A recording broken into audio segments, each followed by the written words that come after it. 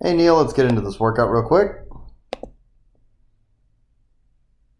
So that's your first rep, and if you look and see that one more time, you will see that there's a little bit of knee sliding out, like we've been trying to figure out of late. You do a much better job of controlling it on the later reps.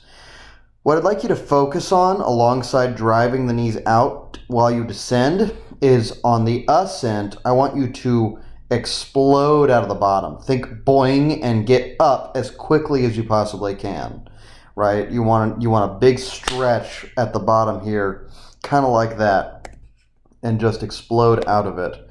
I think that might clean up. I have a sneaking suspicion that that might clean up a couple of the things that we're working on. With the presses, we're going to do something new as well.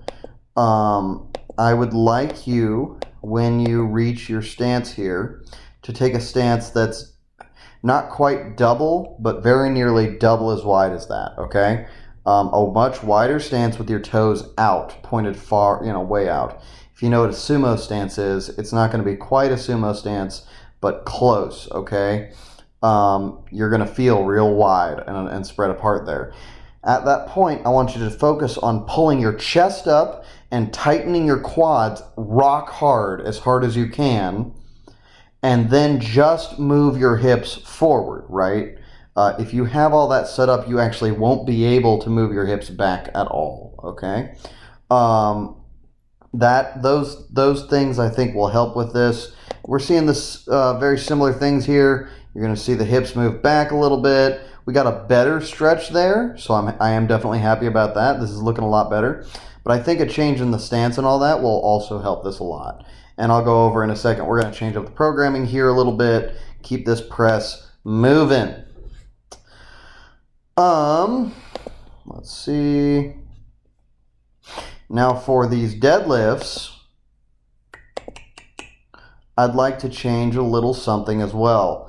I would like you to try to bring your stance in just a little bit more and move your toes out just a little bit more. I think that a narrower stance with the knees out a little bit will help you maintain the bar over midfoot and with where it needs to be with relation to the scapula and all that big business. These are much better. Again, we're still seeing a little bit of heelsiness as we're pulling here. Keep on working on pulling your chest up and bring your stance in a little bit, toes out a little bit, okay? And just to give you a heads up, let's see.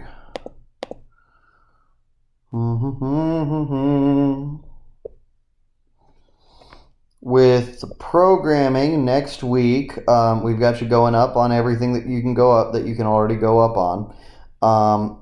Bench press, we're still going to go up on because you did pretty well last time, but we're going to retry 205 on the 17th.